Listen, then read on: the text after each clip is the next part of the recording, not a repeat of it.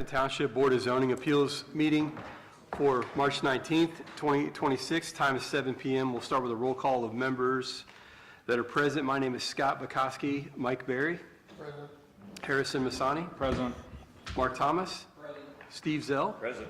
Our legal counsel, Mr. Aaron Culp. Present. And sitting in for Frank Zawadzki is Mr. Dan Strong tonight. Thank you, Dan. Thank you for recording tonight, Terry Strong.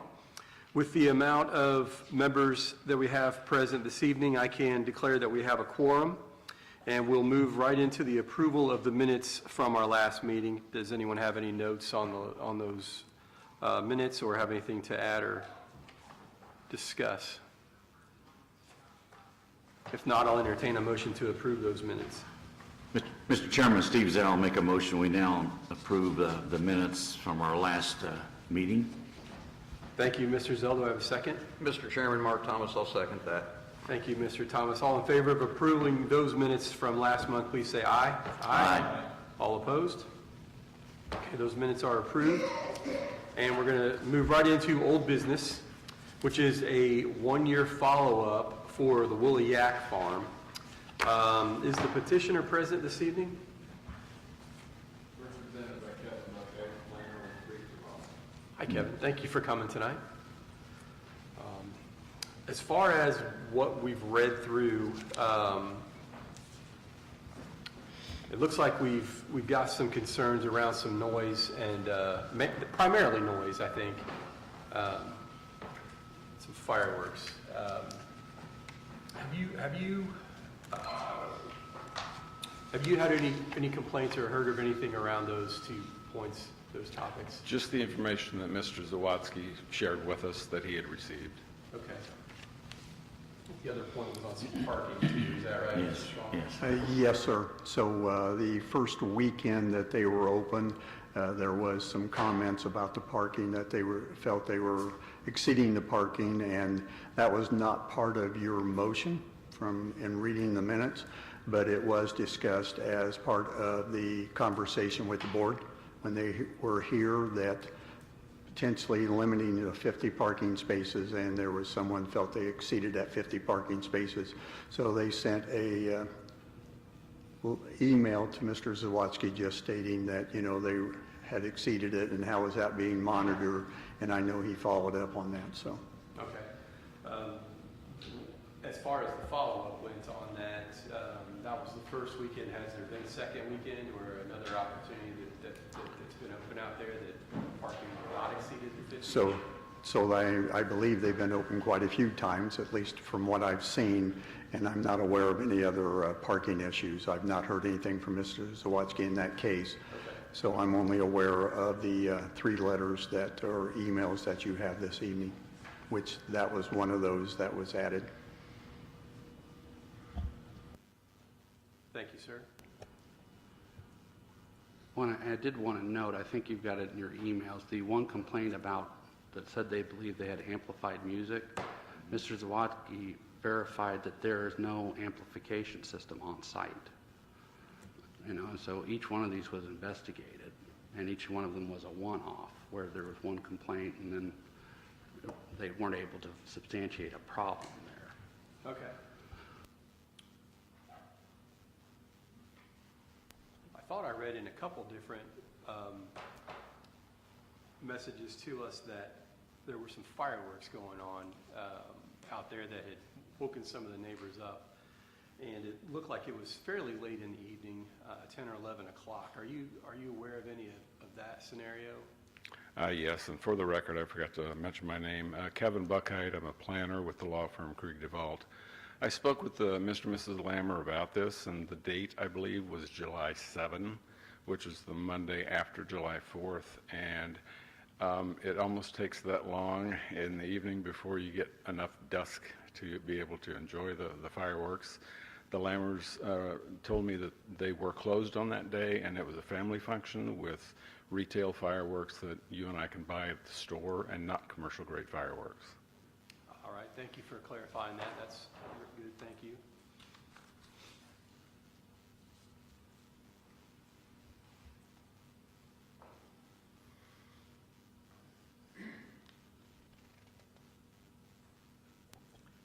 know, as far as the music goes, sometimes depending on the wind and the atmospheric conditions and stuff like that, it can sound like it's amplified even though it's not.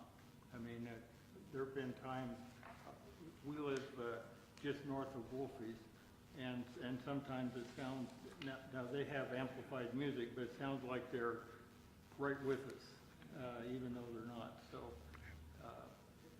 and what the records are showing is that there's no amplification anyhow. So That's correct. I guess that would explain that possibly.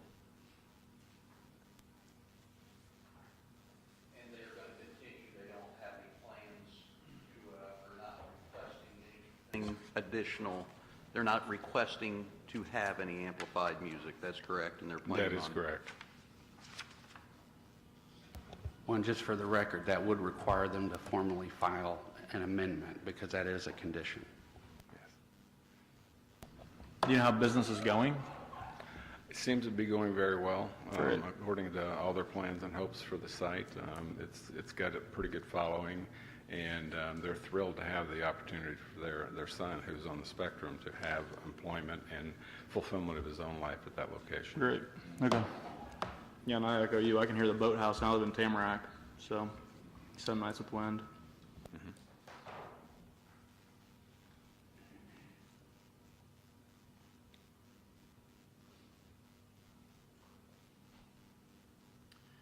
Yeah, my neighbors also lit off fireworks on the 7th, 8th, 9th. And I was woken up to some of that going on in my own neighborhood, and remember that this is America, and that's kind of what we do here. So I understand what, and when you said that, looking at the dates on these messages to us, they were at that, in that time frame, so I understand that piece.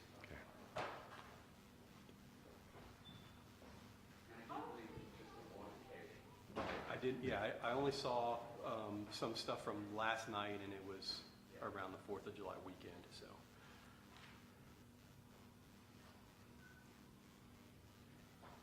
So, Mr. Strong, what needs to be the outcome of our discussion in the review process of the Woolly Act? So typically, when you're doing a review, you just have the petitioner come back to make sure that there's not further issues and discuss those issues. And if there is, then, you know, to have a discussion about how those issues can get fixed and make a decision if you want to have them come back for an additional review based upon what you hear this evening and what you see.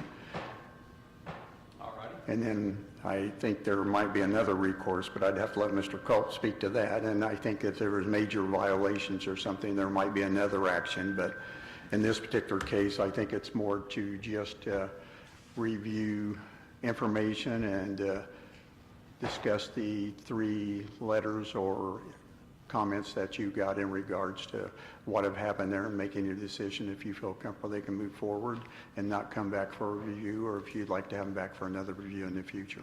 Okay. Thank you, sir. So, board members, any discussion around a second review and the necessity of that, or not? My opinion would be, I think that, I mean, based on the complaints, and I saw Frank had noted that they really need to be documented with the sheriff's office as well, so there's a formal complaint filed, which I think would help if it were to escalate to that amount. I'd personally be fine without having a second review. I mean, hopefully their business is good so they can succeed, and then being respectful of the neighbors, and then we hear about it if not. That's my opinion.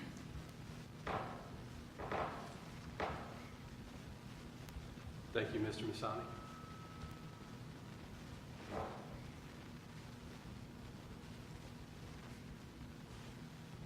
Mr. Chairman, I'll just say a couple of things, and that's that I think we don't have any real, I don't think real serious situation here. I think that it's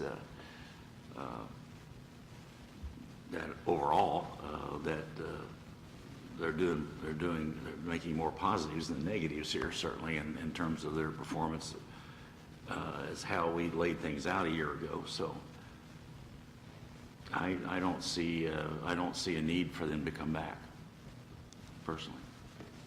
So, unless they'd like to. No. And in terms of the fireworks, do we need to say that it's limited just to July 4th and not Labor Day and not Memorial Day and New Year's or whatever? I think we want to be careful because they also live there. I'm correct, right? Someone lives in the house, yes. And so it's also got a private property use. Yeah. And state law dictates when they can and can't. And as far as setting off fireworks, I mean, there is a county ordinance about some of that. But I don't know to what extent we want to try to police that. Makes sense. The other thing is with their animals, it's not a good thing to be shooting off fireworks anyhow, so that's, I don't think the animals like that, so I think that in itself would limit when and how many they're shooting off, so Yeah. it might take care of itself.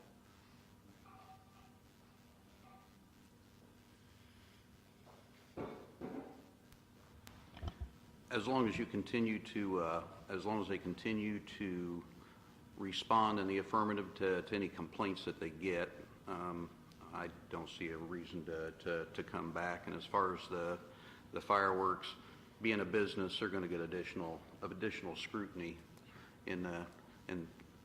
as well. So I don't see a reason for them to have to come back. And I think with that being said, in my conversations with Mr. Zawadzki, they've been very responsive when he has spoken to them and shared the concerns, and they seem to more than willing to address those. Well, and whether they come back or not, the conditions will still apply, meaning if a violation's reported, we will deal with it like any other violation.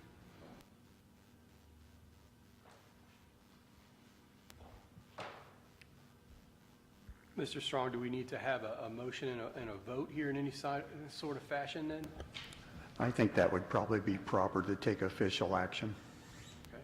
unless Mr. Culp would feel different, but I think I saw him nodding his head there, so. Okay. And it would be a roll call vote then in this? Yes, sir. Okay. All of your votes should be as a roll call. Okay. Yes, sir. And what I would suggest, if I'm reading the board's comments correctly, would be that you find them in compliance and they do not need to return again in the future. All right, thank you, sir. Mr. Chairman, Harrison Messina here, moving on this one-year follow-up for Woliak Farms. We find that they are in compliance and there is not a need for them to revisit the 2-year mark. Mr. Chairman, Steve Zell, I will second that motion. Thank you, gentlemen. We'll have a roll call vote. Steve Zell. I approve. Mark Thomas. I approve. Harrison Messina. Approve. Mike Barry. I approve. And I'm Scott Bukowski. I approve. Thank you, sir, for doing your due diligence with us. We appreciate your cooperation. And we appreciate your time, both last year, which was a little bit longer than tonight, and tonight as well. And the Lammers really appreciate your vote of confidence in their ability to make something good of this. Thank you very much. Yes, sir. Thank you. Thank you. Thank you. Okay, so we'll move right along to our new business for this evening. The first item on the docket is number BZA-0326-04-R3. The petitioner is Cicero Christian Church. The property address is going to be the same for all three petitions tonight, and we will be discussing them together. We will be voting on them separately. So I'm going to read the property address as 1715 Stringtown Pike, Cicero, Indiana 46034. And the first one is a land use variance application that's been submitted regarding a property located at 1715 Stringtown Pike in Cicero, Indiana, to allow a not-for-profit community garden, whereas Article 3.7 of the Cicero-Jackson Township zoning ordinance does not list a not-for-profit community garden as a permitted use or a special exceptions use in an R3 district. I'll go ahead and read the other two in. The next docket number is BZA-0326-05 R3, same petitioner, Cicero Christian Church, at the same address. The development standards application's been submitted regarding the property located at that address to allow an accessory structure in front of the primary structure, whereas Article 7.5, accessory structure standards, says that the zoning ordinance states that an accessory structure shall only be located to the side or the rear of the primary structure. And the third item on the docket for the same petitioner at the same address is the development standards application submitted regarding the property located at 1715 Stringtown Pike, seeking relief from Article 7.21 fence and wall standards, FN, to allow a fence in the front yard to exceed 3 feet, whereas Article 3.21 fence and wall standards states that a fence in the front yard should not be greater than 3 feet in height. Is the petitioner here this evening? Hi there. If you would, just step right up to the podium there and state your name and address for the record, and then let us know what you've got planned. Which address, for the church? Or my For church? your personal address, yes. I'm Andrew Gable, and I'm at 37 Burton Drive in Cicero, Indiana. And I'm here on behalf of the Associate Pastor of Cicero Christian Church. Just to explain the project. So we're excited to partner with a new nonprofit started by Sterling and Lydia Weatherford, who are joining me tonight. In the past, Cicero Christian Church has had a community garden in the South Lawn. Some of you may even know that, where it was just kind of available to the community. Over the last 4 years or so, we struggled to have volunteers to maintain it, and so it really has gone undeveloped. So it's not a new location to have something similar to it, but we were approached by the Weatherfords, and they're starting a new nonprofit, Born Again Gardens. And the idea is for it to be more than just vegetables, to be a beautiful place that really serves our community. I know it's one of the top things that's been requested by community members when it comes to the comprehensive plan for the town of Cicero. And for us, we've tried to be a church that really is responsive and cares well for our community. And we believe this is a great opportunity to partner with them. And it really is a partnership. They're going to be doing the vast majority of the work. We're really providing the location and oversight for what's going on and how it's going to assure that, you know, not only is it good for the community, but hey, we don't want to have a eyesore of a garden, you know, on our property either. And so for us to really partner and work well together. And so the location will be very similar to where the garden was before. One of the changes, though, that we'll be going is to make it not just, like I said, not just a place where we grow vegetables, but a beautiful place for people walking alongside, you know, the pathway on Stringtown Pike, where there'll be a path to walk into the garden, to go in, sit and enjoy, to have flowers, fruit trees, you know, for it to be a beautiful place where people can go and also just sit and enjoy a little bit of nature within the middle of town, but also it to be a place where they can go and get produce at certain times. And the commercial aspect isn't that it's going to be a high-priced garden, but it is going to be a pay-what-you-can. So instead of it just being totally free, and that would be done, there would be no cash involved. It would be via cell phone. You would scan a QR code in the pass-through Welcome Shack and go to the Born Again Gardens website, and it would have instructions for how, like a suggested, you know, what it would cost, and even, you know, for a pint of strawberries, you know, what it would cost to have, you know, a handful of tomatoes or whatever it might be. And it would be a pay what you can. It would be a suggestion. If somebody can't afford it, they can take it and they can go home. So it is a nonprofit. It is good for our community, but we believe most people would be willing to pay for pesticide-free, healthy produce and be, you know, very glad to be able to pay that at an affordable price as well. So that's kind of the vision for it. Any more specific questions There's a reason why the Weatherfords are also here, as they are the designers of, the garden. But the church is happy to partner with it. We're excited to do it. We see it as just an extension of what we've been doing in our community through our Serve Day, through our partnership with Lights Over Morse Festival and things like that. So happy to answer any questions you might have. All right, thank you, sir. I think the board would like to be just sort of walked through what we have in our packet here, just to kind of talk us through it. All right, then I will cede my place All righty, to Lydia Weatherford. thank you, sir. Hello. Hi there. Yeah, one thing that I want to point So out. first, you got to state your name and address Oh, for the record yes. for us, so. Lydia thank you. Weatherford, and my address is 11373 Spyglass Ridge in Fishers. Okay, so we want to just go through this and kind of talk through it as we scroll. That sounds like a Yes. good plan.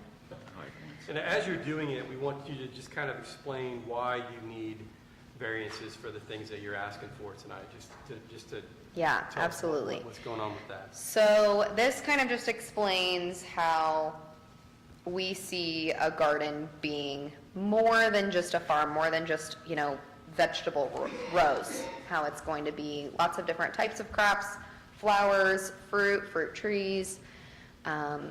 Like Andy mentioned, with picnic tables, we want to have a couple of yard games, have the opportunity to teach people about gardening. And so part of that goes into the need for the fence and the welcome structure to make sure that people are entering through one specific location so that they can get signage in front of them, they understand how the garden works. The welcome structure can serve as a flex space if we do events down the road.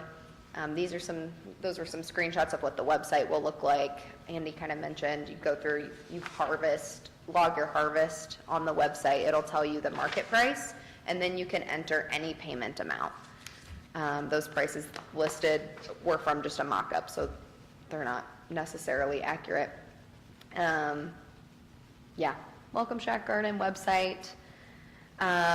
So this is just explaining how it is separate from the church, independent nonprofit that will be handling, finding the volunteers, managing that, managing the maintenance, making sure everything is well kept.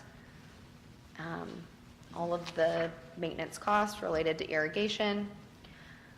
On this, you can see the orientation of the garden. That off-colored portion there is a screenshot also from Google Maps from the north side of the church's property. They have potential plans to move a structure that they have, so that's just on the chance that down the road they want to move that structure, just kind of seeing how it could all fit. So that's what that pavilion there is on that. That's for. your shelter house now, correct? Yes, That's yeah. what you have now, right? Yes. Okay, So in the future, if that had to move to the other side of the property, that's about where it would go. okay. Yep. This is just kind of talking about what we've already been doing to establish a distinct brand from the church. And this is actually not updated, but it is kind of silly. This is the first draft of our garden plan. It's a little more elaborate now, and we've got a digital copy of it. But everything is to scale on this, and we do have very specific plans for how many beds we'll have, what plants will go in everywhere. That kind of outlines it. Again, it's been updated a little bit, so these counts might be a little bit off, but you can see the types of plants that will be there from that list.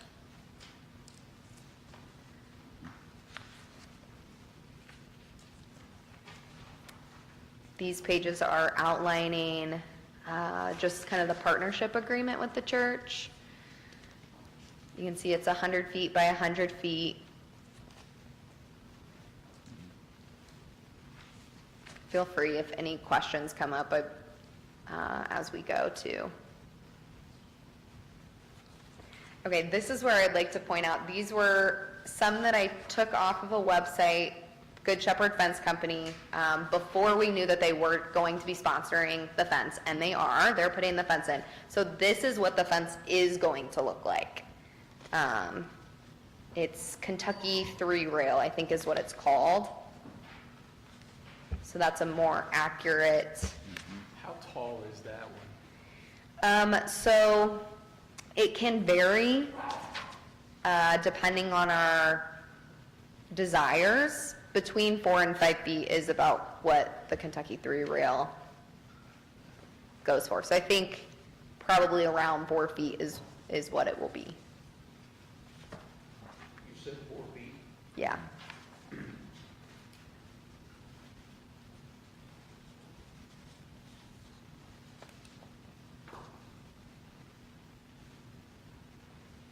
We want 3 feet. Can you hold it to 4?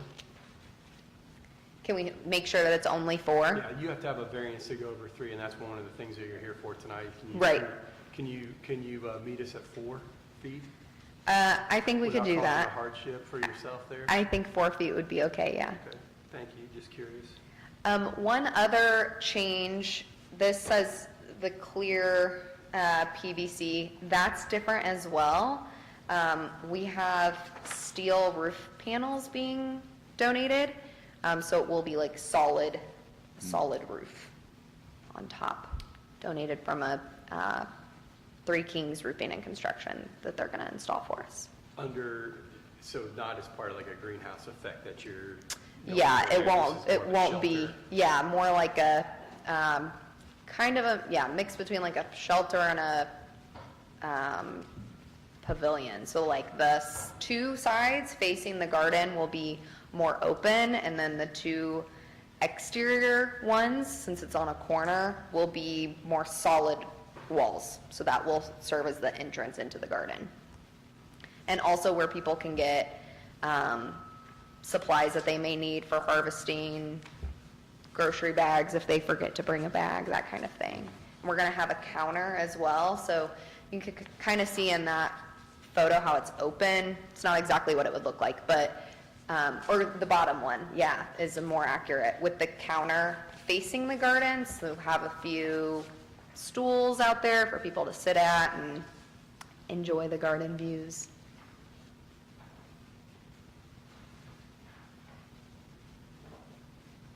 And the welcome structure will be 13 feet by 7 feet.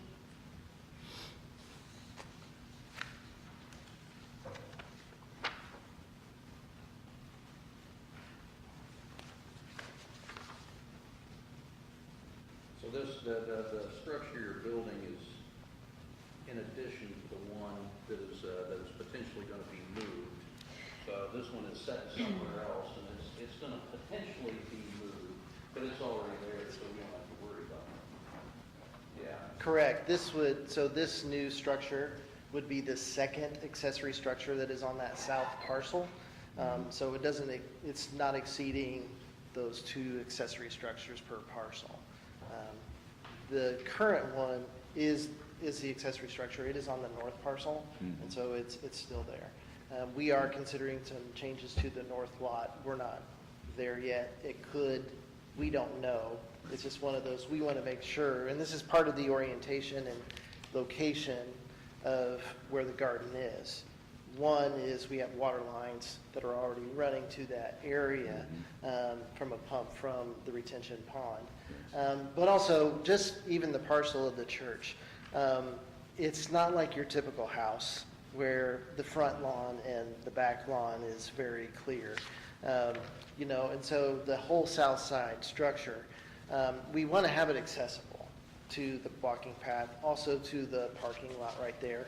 To put it further back behind, like from the road, to equal to, we wouldn't need that variance for where it's located.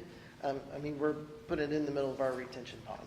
We're pretty close to it. And so it makes it just, as far as location, there's not a whole lot of option, on that south parcel where we would put that. So that's a part of kind of that, where is it located, why is it located there?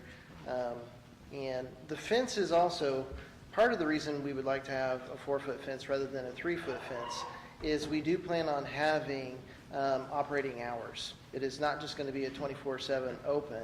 And so you don't want a 3-foot fence that people are just going to step over, you know? It's not that you can't get over a 4-foot fence, but it's much more obvious if somebody's getting inside, you know, possibly to do something when they shouldn't be in there. And so that helps out because, again, it's not a front yard, you know, where you have a picket fence. You know, it looks more like a side yard, you know, to the church on that south parcel.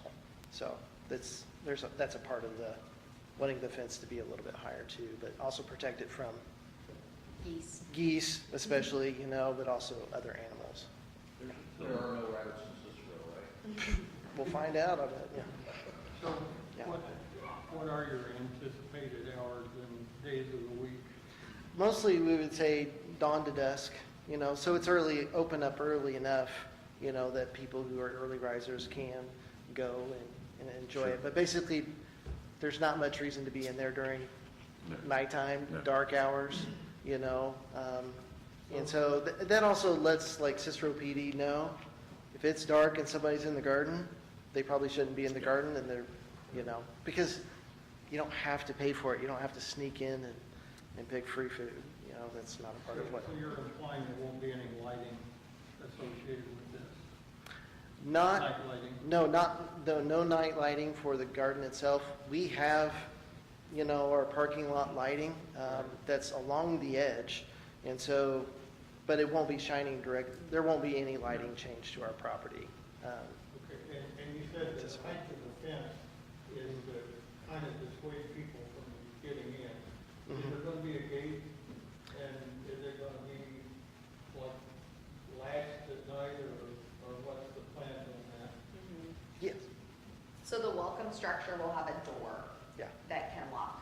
So that's where since the welcome structure is on the corner and touches two of the fences, those two walls will be solid walls versus the open kind of pergola feel with a door that locks. So that'll be the entrance in. We're also going to have regular fence gates, that's the word I'm looking for if we need to get like equipment in at any point, but those will remain locked unless we are doing something where we're moving materials in and out. Okay. Yeah. So basically what I hear you saying is for normal traffic, there's only one entrance and exit, and Correct.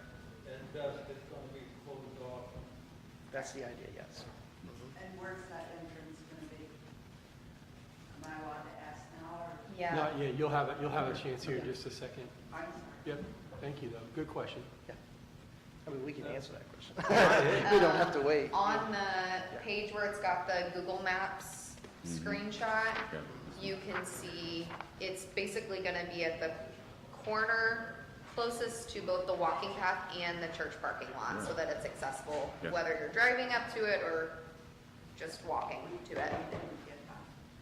Yep, so. Street town right here, the parking lot, so the welcome are on that corner.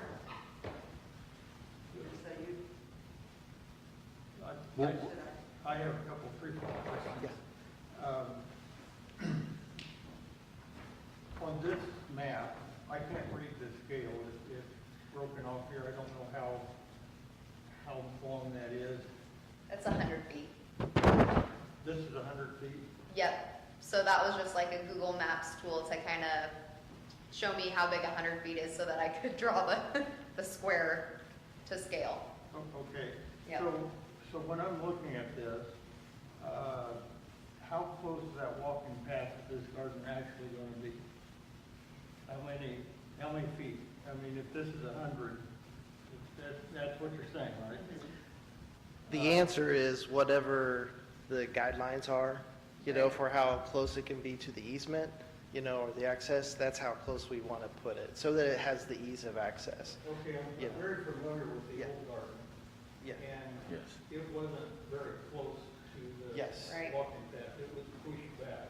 Mhm. And a question that I would have, and I'm not trying to dissuade your plans or anything, but it was, especially with the fence that you're proposing, kind of in my way of thinking is, why not put this building that's potentially going to move up front and move the garden and everything back with the fence around it, rather than having it right up next to the path.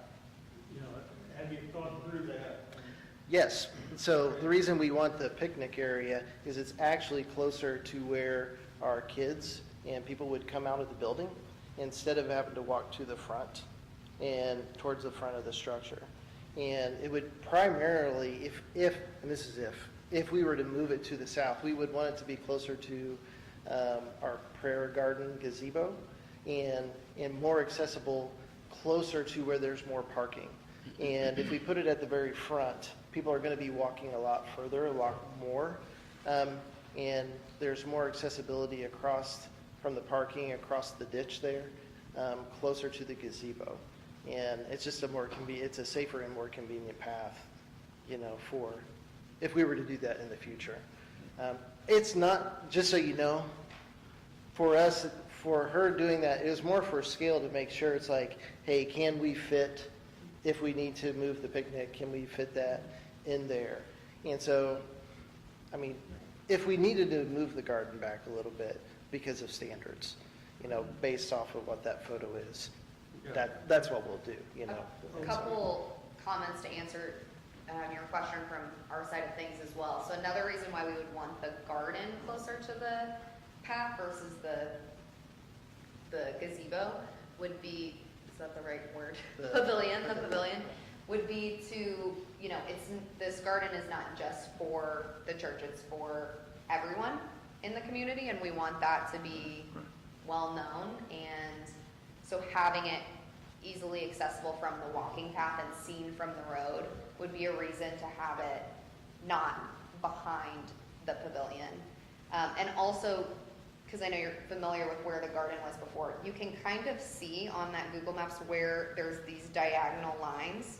That's actually sort of the remnants of where the rows were before. So there is some overlap, quite a bit of overlap with where the garden was before. Is this the only born-again garden in Indiana? Yes, this is the So first garden. This is your very first one? Yeah. So you don't have experience with this yet? This is the pilot. Okay.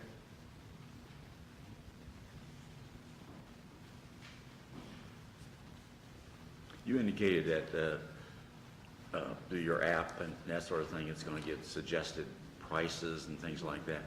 So just out of curiosity, since I'm a citizen of the community here, asking from that perspective, what the proceeds that are garnered from this, what is that to fund you guys somehow, or what is that? What are the funds going to be used for? So that all stays within the nonprofit. So Okay. it's funding whatever costs, the ongoing costs the garden will Sure. require. You know, if we need a new pump, if we need Yeah. more mulch next year. Maintenance costs and all that, yes. Yeah, Okay. and ideally, you know, we want to definitely focus on only this garden for at least 2 years, Okay. so that we can see what it's like to build it, make sure everything looks very nice. Next year, focus more on doing more community involvement and events. Before we ever think about potentially expanding, but the long-term vision would be to grow the team and see how we can make this model sustainable and replicate it at other churches that have unused space. Yeah. Yeah, the church Yeah. is not receiving any proceeds. No, and I'm not. Yeah, no, it's just, but I it was is just- to be clear. I was just that- wanting to understand, since there's going to be essentially a digital money or money changing Right. hands. Yeah, so it'll that- stay within the yeah. nonprofit. Okay. Funding the garden, funding events, and then hopefully Self-funded eventually there, funding yes. the build of other gardens, yeah. Excellent. Well, I can tell you that you guys have thought through this, because I was at Cicero as an elder there when the other previous attempts were made at a community garden and failed. And but it looks like you've crossed your T's and dotted your I's. And I don't know whether this, if approved tonight, this would go before the Plan Commission for any reason or not. I don't think it would it? Wouldn't, okay, because they're talking about signage and that sort of thing, but. It's not the overlay, okay. I'm not aware that they would need to come to the planning commission. Yeah. As Mr. Culp says, they're not in the overlay. Okay, And it looks like they'll qualify for signage and everything that they yes. would need. Okay, Of course, Mr. Zawadzki, once they get everything finalized, will review that again, so. very good. Okay. That's all I had. Thank you. Help me understand, I kind of went through this, and you're going to have a website, and it's going to have all the vegetables or whatever on it. What if a person doesn't have a cell phone? What happens then? Yeah, that's a Plug really, it up, right? I certainly have. I had a flip phone for a couple of years, like a year ago before it broke. I was very sad. And I ran into that problem myself a lot. So there is the potential to do a cash box. You know, we've had that suggestion. That would require more management. So I don't think it's something we're going to do right away, and we'll kind of see how it goes. People could always take note of what they got. They could always go home and do it on a computer when they get home. They could always send a check, but they can always take what they need anyway. So there is, you know, yeah, we have thought about it, but So on your counter, there'll be like little barcode that, for a tomato, and they'll scan that. so they'll just, and we actually have it, we need to review the prices to make sure. We want to put everything at 5% less than market price. So, but the website is up, it's www.bornagaingardens.org. It just kind of works like online shopping. So you can filter by herb, vegetable, fruit, flower, you see it, hit it, adjust the quantity, add the basket. Okay. So that's after the fact. I mean, they bring their produce up and then they go through the. You could do it as you're walking through the garden, you could do it in the welcome structure before you leave, you could do it once you get home and are unloading things. And that's kind of part of the whole honor system part of Yeah. it as well, because there will be no one, you know, there during all of the open hours, like manning that process. One other thing then I'll be done. There won't be any electricity in the building, or will that be required for, No electricity in the building. okay. There's no plan to have any electricity in here at this time. That's not a part of the, Will it be restrooms or anything like a, nothing like that? Okay. Yeah. Just go in the little compost section, not on the plants. There you go, there you go. Guys are always thinking. That's right. So what about keeping produce cool? If you're not gonna have any electric out there, it's just, you're gonna put it in. So it's U-pick.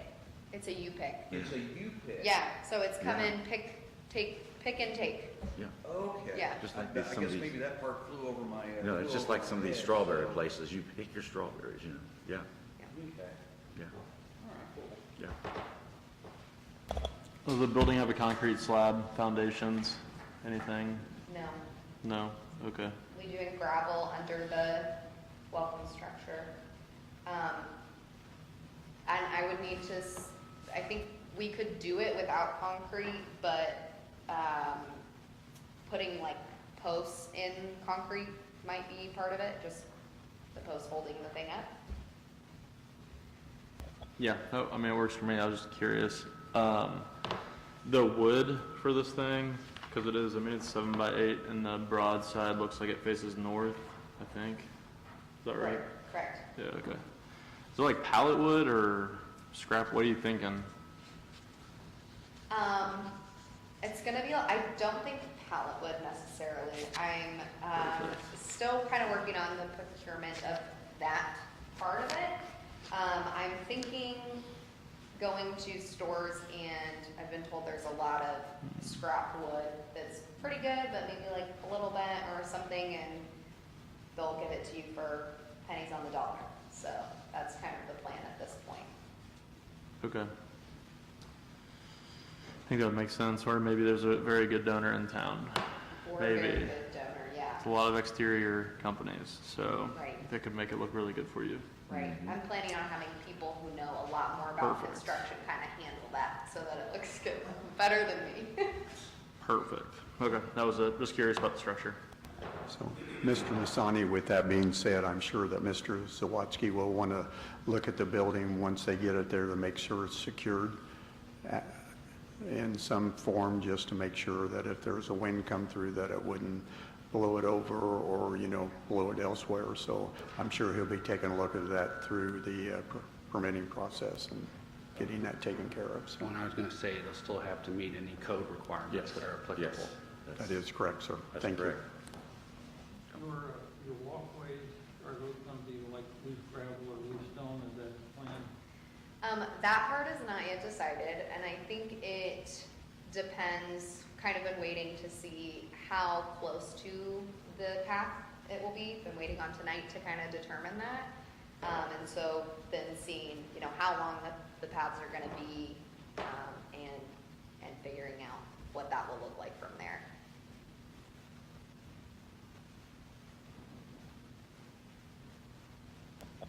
What happened with the last garden? I guess I didn't know there was a garden there before that disappeared. It was just decommissioned and now it's grass. Yeah.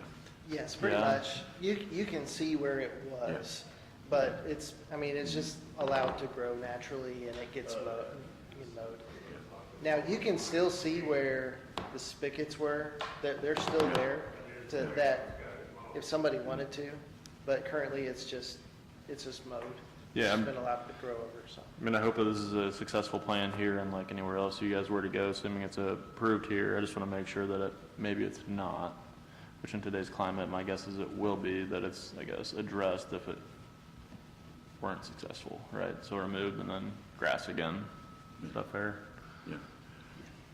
Yes, the previous, not to run anybody under the bus at all, they were good attempts at, over a number of years, for a community garden, and there was no nonprofit and other nonprofit other than the churches, the nonprofit, but it relied heavily on church volunteers, and there was an office person that kind of was leading that, and it was just too much, and it wasn't maintained properly. Plus, we had people at night that would come by. There was no fencing, that would come by and take stuff out of the garden. And it was a community garden, but they would take a lot of stuff.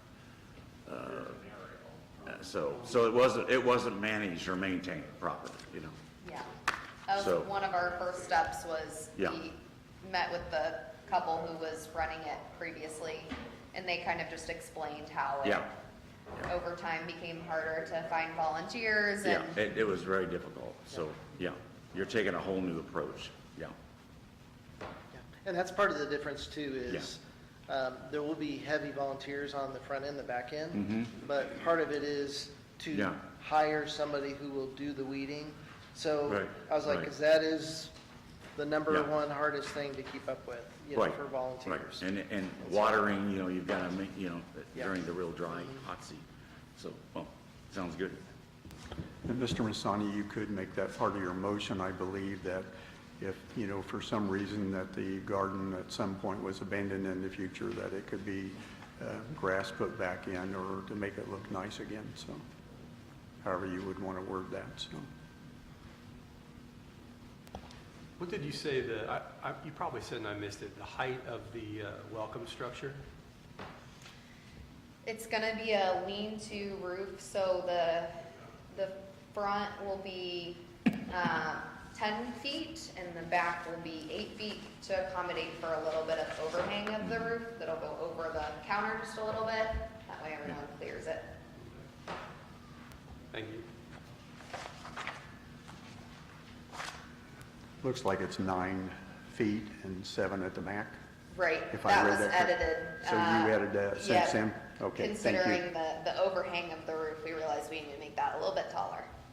There's tall people out there. Right, right. Thank you for clarification. Yep.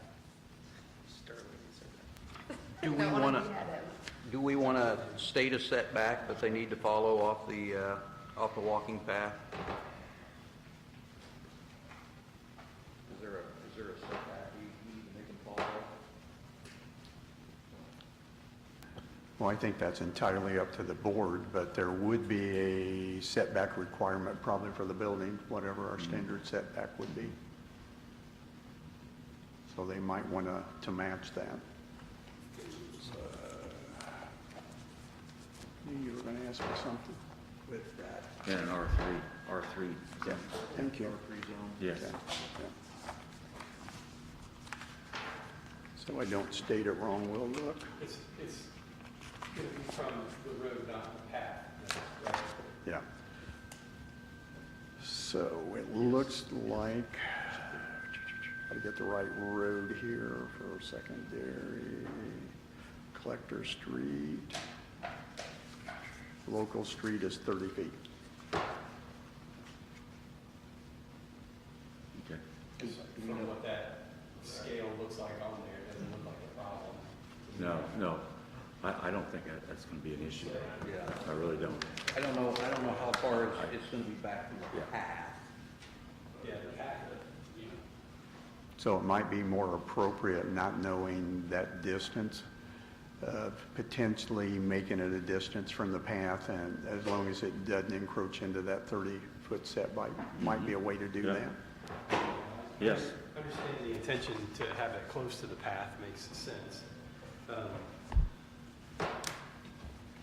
From this scale, it looks to me like the garden's gonna be about 40 feet from the path. If I'm reading From the this path or paper. from the road? From the path. If this is 100 feet, Yeah. yeah, then it's about two marks from that to the garden, roughly. Mm-hmm. Might be right.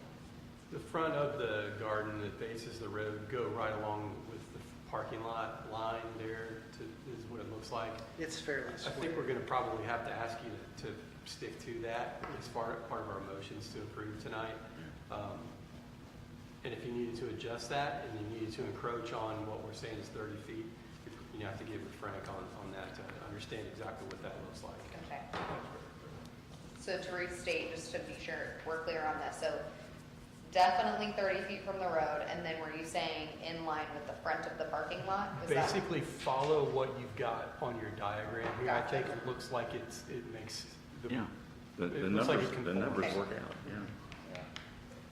Good. Cool.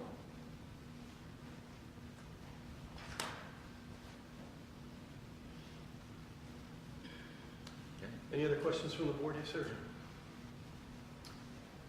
All right, thank you very much. Good plan, well thought out. Yep, thank you. Thank you, guys. Thank you. Move to open this to public comment. Yeah. Thank you, Mr. Masani. Mr. Chairman, Steve Zell, I'll second that. Thank you, Mr. Zell. All in favor of opening this portion of the meeting to the public for these three items on the docket, please say aye. Aye. All opposed?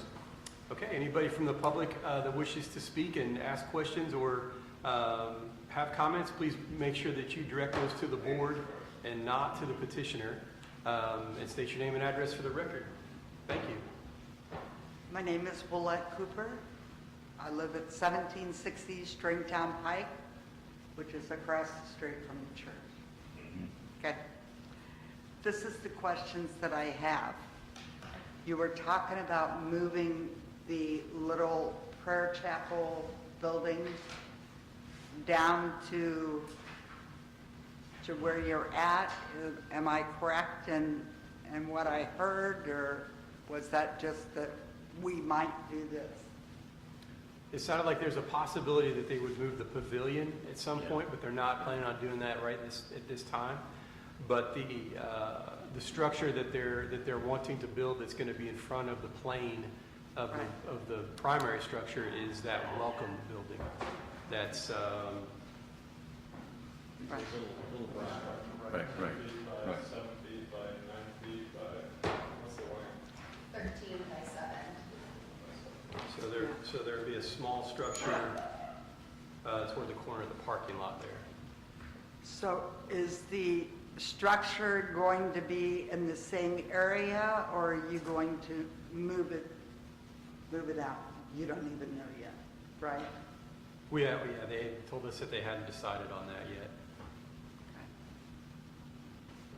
And I'm not seeing anywhere for them to park. are they to park in the church parking lot and then use the welcome path? I believe that's what they said their intention was, yeah. Okay. That's correct.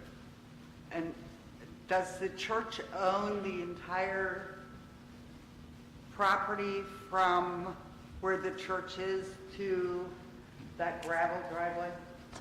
That gravel? Yeah, road? the Oh, church, you do. the church itself sits on 18 acres. The church owns a total of 92 acres of land.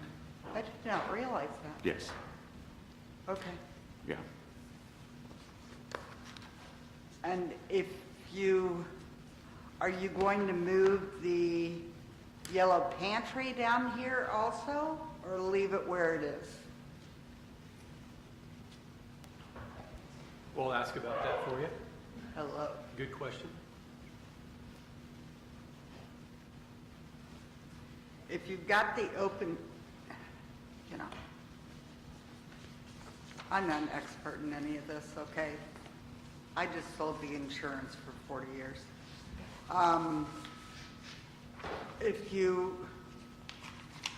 If the garden and all that is open, and you move that, I thought it was a chapel. The prayer chapel is not. The house of prayer that's on the other side of. Right. There's sort of a That building is safe. sort of a pavilion with picnic tables and that sort of thing. It's a shelter. That's Shelter. the shelter that is potentially in the future. And is that what's showing on the map here that says pavilion? Correct. Yeah.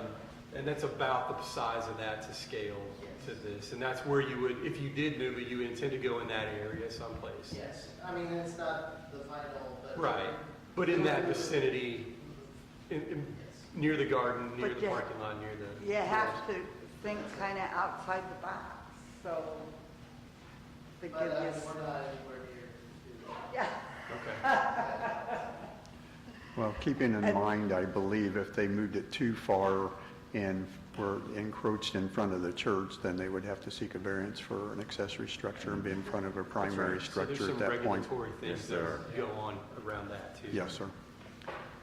And will you be able to leave the yellow pantry that is sitting at where it is?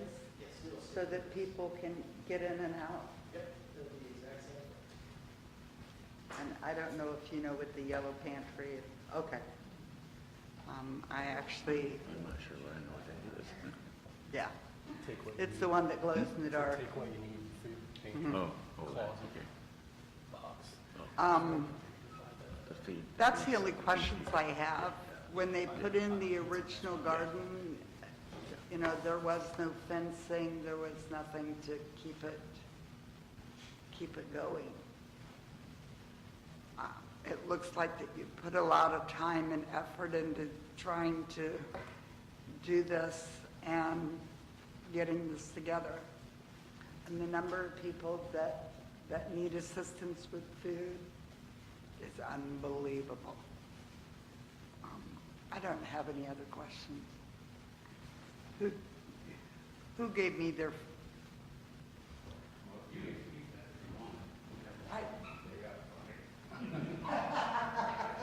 They got enough to last a while, right? Thank you for your time. Thank you. Thank you. Well, I have a couple. My name's Gary Whitlow. I live at 1829 Nantucket, right on the corner, directly across from this property. And my neighbor, who's lived there for 40 years, has told me about the previous gardens and how they always fail.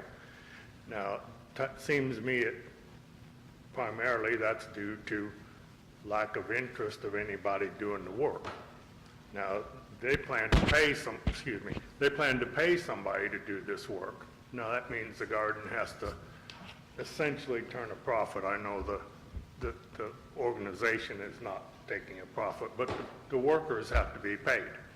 You know, so it's got to make enough money, and this is a pay if you want to sort of thing.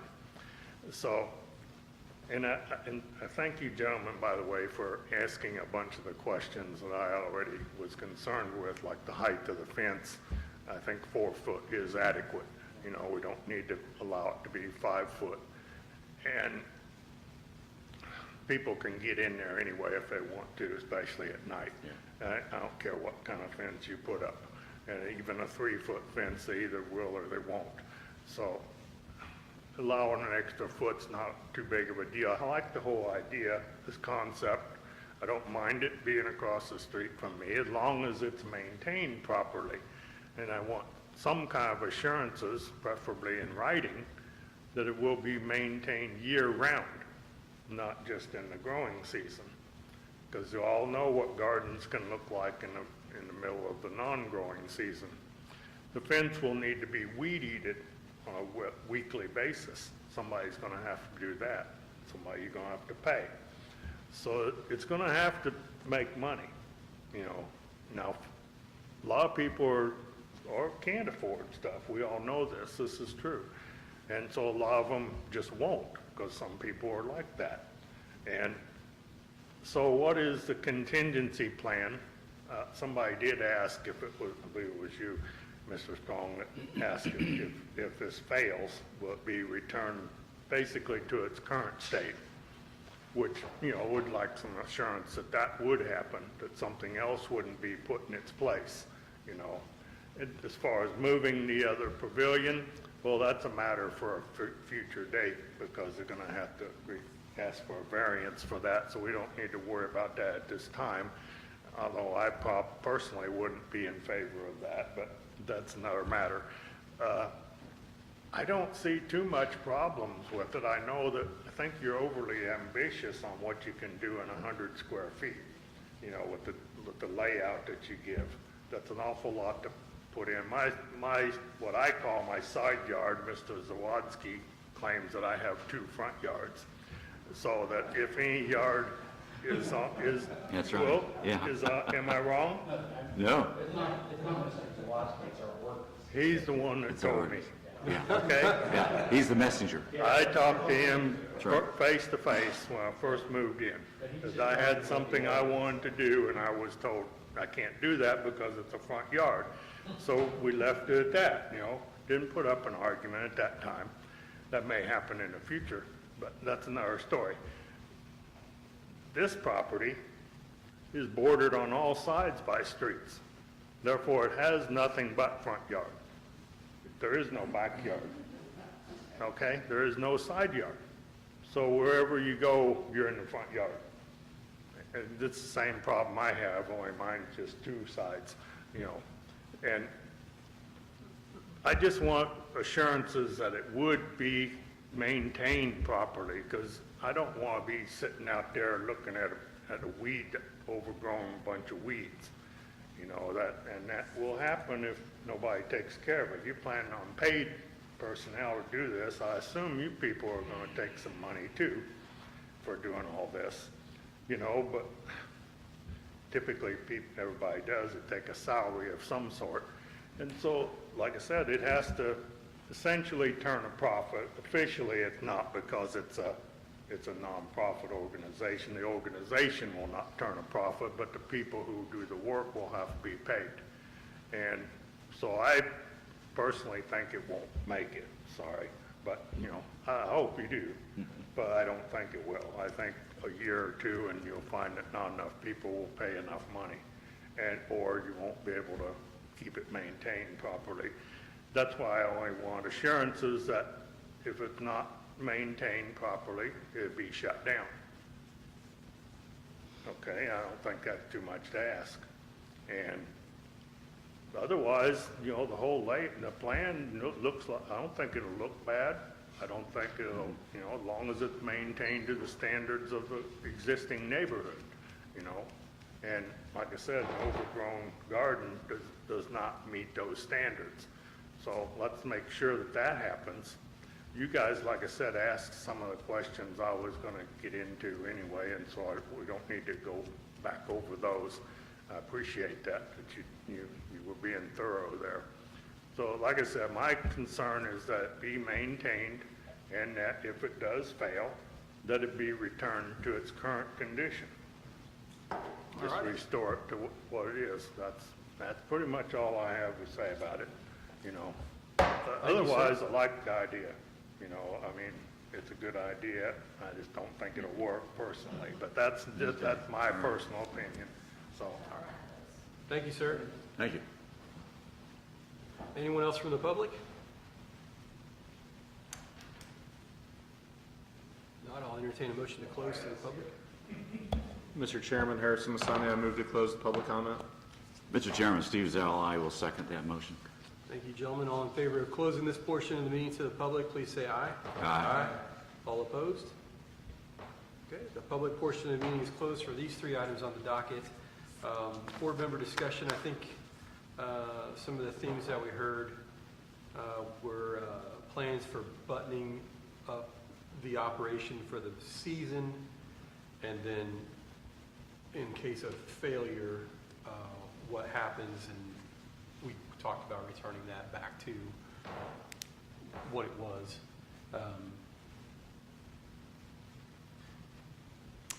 Anything else from the board? I have a question. Tomorrow's the first day of spring. You've got about 5 or 6 weeks until the last frost in Indiana. How soon are you guys going to start planning, and are you going to have it, planning to have it in operation this year, or so you're ready to go? Yeah, we have plans to meet someone at the church tomorrow. We're gonna have we needed to have, know where it can be exactly today, and then we'll mark out the perimeter tomorrow, and someone's tilling up the whole area to start that burn bill. I noticed on Facebook, I think it was, on March the 11th, the fencing company already said they were going to put the fence up. So they're a little premature here, but yeah, okay. They were excited. So can you walk us through the procedure on end of the season and what that looks like, putting it to bed for the winter, how that's going to go? That's a great question. So it would be cutting the plants down, laying them down to become compost for the beds, and essentially locking up for the winter. And as far as, leaf and that sort of thing that comes along in the fall, leaf removal type of stuff, weed eating and that sort of thing around the fence, and that will all continue to be maintained throughout the seasons. Yes, yeah. Weeding around the perimeter of the fence will continue to be maintained as needed. Obviously, things start to slow down in their growth when it gets cold. We'll also have some areas for compost bins. So when things are, we're cutting down plants, we need to throw scrap materials. There's a designated place for that. It's a very open field, so I don't think a ton of leaves are going to be a big issue, but that can serve that purpose as well. Right. It is treated wood, just treated wood regular, like stain, paint. Correct. It'd be nice if they donated cedar. It Really would. nice. Working on getting those donations from Lowe's right now. And then one thing also on the proposed original good faith, sorry. In these pictures, there's a nice little board at the bottom that would make the weed eating very, very easy too. And the wire nice and tight. Does the 3-rail, the other, Yeah. does that have on the bottom? I don't know. It doesn't in the specific shadow, but Okay. I can inquire about it. I mean, I don't care, I'm just thinking about your maintenance, when I Yeah. get your operating perspective, so Yeah. if not this year, maybe in the future.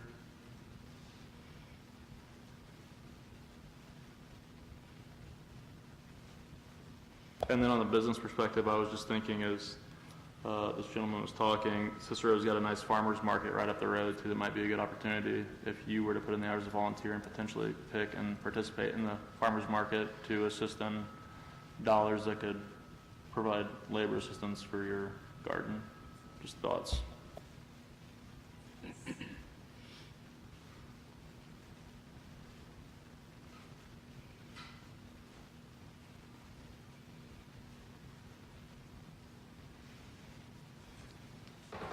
Okay, so we're going to vote on these three items separately.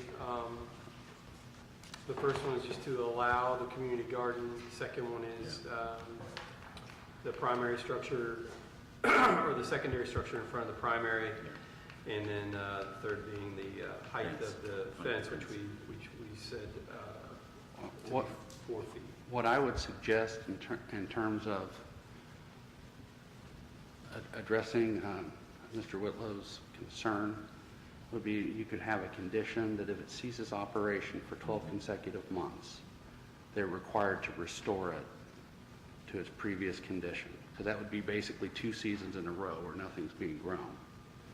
And so if you have one bad year, that doesn't kill it. But if it's 2 years, then you'd have to put down grass or something to restore it. Does that sound reasonable? Yes. Thank you, Mr. Cole.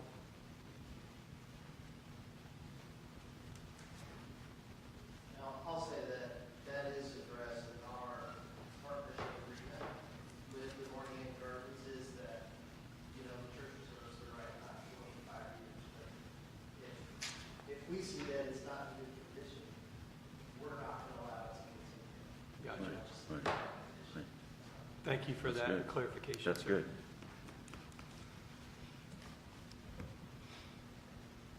Harrison's going to have the motion. He's got it.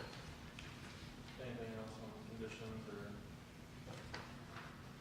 discussion? All right, Mr. Chairman, Harrison Masani moving to approve docket number BZA-0326-04-R3 with the condition that if the operations are seized for 12 consecutive months, it must be restored to its original current condition. Mr. Chairman, Steve Zell, I'll second that motion. Thank you, Mr. Zell. We'll have a roll call vote. I'm Scott Bukowski. I approve. Mike Berry. I approve. Harrison Masani. I approve. Mark Thomas. I approve. And Steve Zell. I approve. Okay. Congratulations on the first one.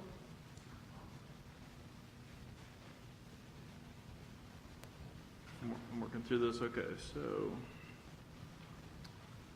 So This- this this- one, to conform to the drawing, basically, on the Okay. placement. Yeah. Okay, and then this is specific to the current petition, so, okay. All right.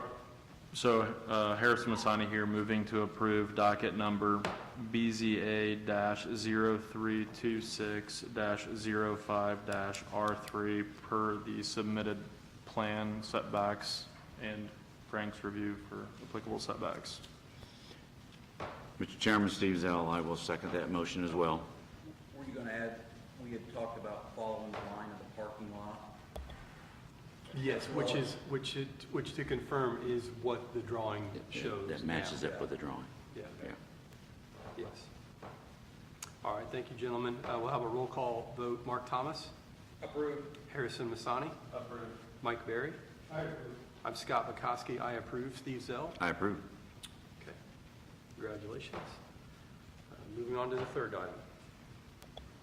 Mr. Chairman, Harrison Masani here, moving to approve docket number BZA-0326-06-R3 with the noted fence height of 4 feet. Thank you, sir. Mr. Chairman, Steve Zell, I will approve that, or second that as well, I'm sorry. Thank you, Mr. Zell. We'll have a roll call vote. Harrison Masani. Approved. Mark Thomas. Approved. Steve Zell. I approve. I'm Scott McCoskey. I approve. Mike Berry. I approve. Congratulations. Thank you. We'll move right along to the Plan Director's report.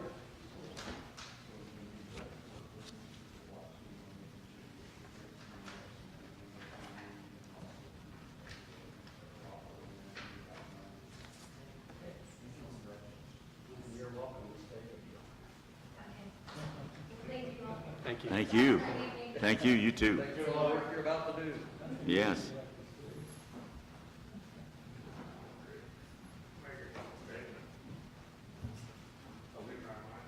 Well, we don't have anything open to the public right now.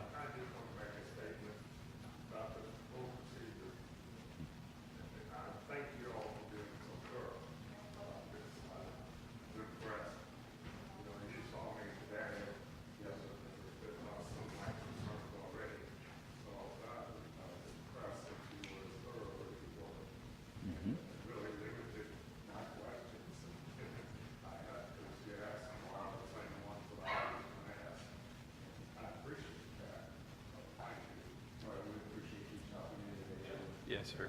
Yes, thank you for being here. You may see me up here one day trying to get your approval on something else. Come on in and talk to Frank, volunteer his services since he's not here. Stop and see him as much as you would like, as many times a day as you would like. There you go. But thank you for your comments. I think I speak for the board where we're proud.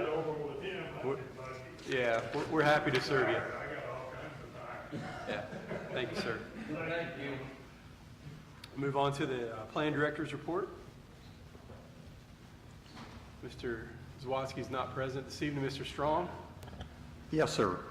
So thank you, Mr. Bukowski. So the planning director report for the month of February was for 2026 was the permits were $17,748.15. And as you can see, that brings the year-to-date total to $27,570.01. So in February of 2025, we had $4,174 for the month of February 2025. And a year-to-date then at $6,575. So the difference between the 2 months shows a positive of $13,574.15 for the month of February, and year-to-date a positive of $20,995.01. Issued a total of 16 building permits for February. 9 have been inside the corporate limits, which none of those were for new homes. Issued 7 permits in Jackson Township, with 0 for new homes. Estimated cost of the projects was $708,967. The Planning Commission meeting was canceled for March the 11th. We did not have any business to conduct, so that meeting was canceled. We do have the meeting tonight, that's stated there. Mr. Zawadzki did do some further education. When the street department, a couple of the employees there went through the passer rating, which is grading the streets, conditions and stuff, and those are graded every year. So when we submit for applications for community crossing matches and grants, we have to grade our streets on a regular basis, and that is part of getting approvals. So Mr. Zawadzki sat on that and got his passer certification as well. Good for him. So any questions or comments that I can answer for you? Okay, seeing none, thank you. Thank you, sir. Thank you. Appreciate that. Appreciate you filling in tonight. Yeah, nice job, as usual. Very nice of you. Very key role to play here with us, so we appreciate you standing in for us. Absolutely. Well, I appreciate the opportunity once in a while, so I can see, how the board functions and everything else, and I also get to spend a little bit of time with all of you because I don't see you on a regular basis, Yeah. so I always appreciate that opportunity. Yes, sir. Thank you. Again. I don't have a chairperson's report for this evening. We'll move right along to the legal counsel report. The only thing I was going to report, which I have a feeling everyone's already aware of, is the council on Tuesday night did approve the battery energy storage system project, and so that will be moving forward to the next phase now.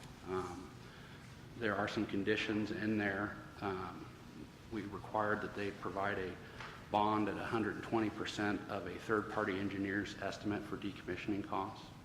And every 5 years, that bond amount will have to be reevaluated by an independent party, and it'll be an amount deemed satisfactory to the town. They also, it's conditioned on it being annexed into the town. And the final, what was the other? I just went blank. Oh, the economic development agreement, which would set a minimum amount of revenue that they have to provide. Was the reason of annexing into the town, was that is for the tax base for the town of Cicero or the township? Yeah, that's correct. Because right now it's out in the township. And so this would be annexed into the town.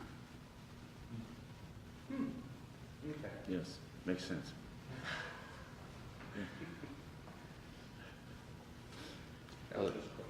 Other than that, I don't have anything.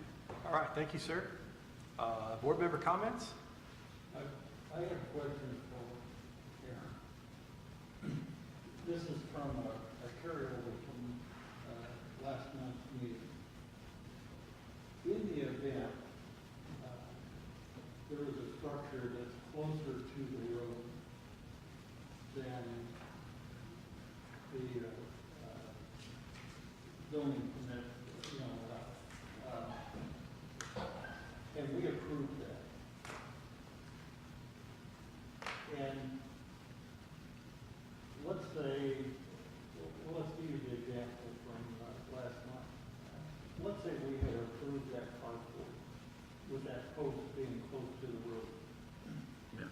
If there was a big delivery truck that came down and hit that post, Yeah. and we approved that, but yet that didn't meet our zoning standards,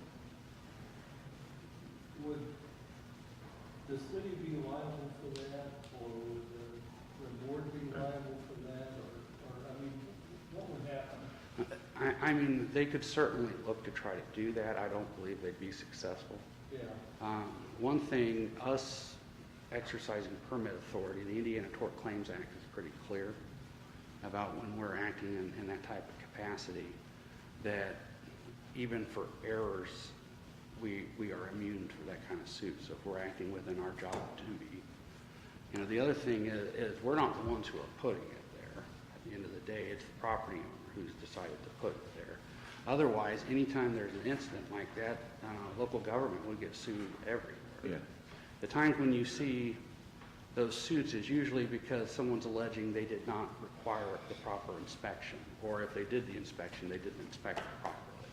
For example, this is sometime in the last 2 years, if you remember, there was a condo in Florida that collapsed and killed several people.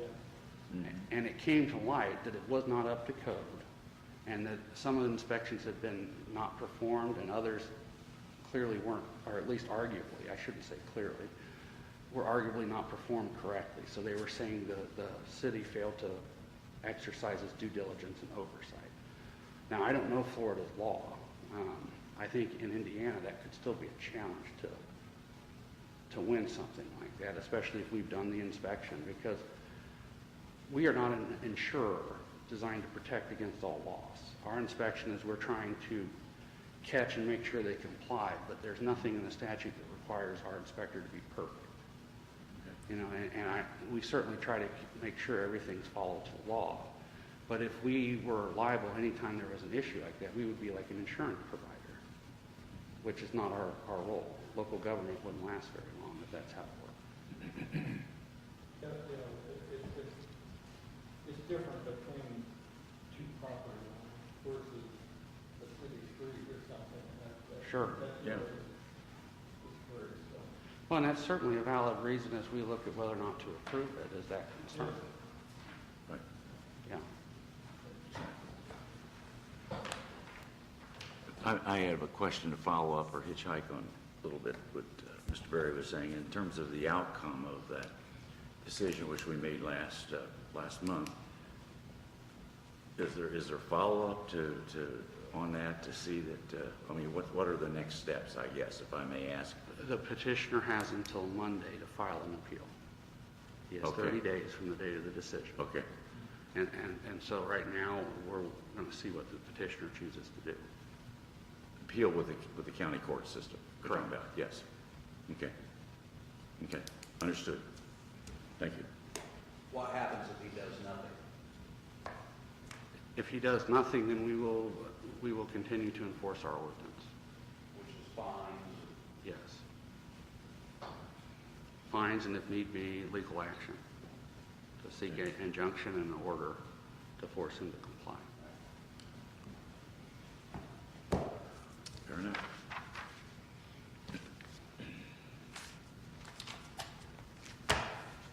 Any further board member comments? If not, our next planned Board of Zoning Appeals meeting is going to be on April 16th, 2026, and I can entertain a motion to adjourn. So moved, Harrison, sign.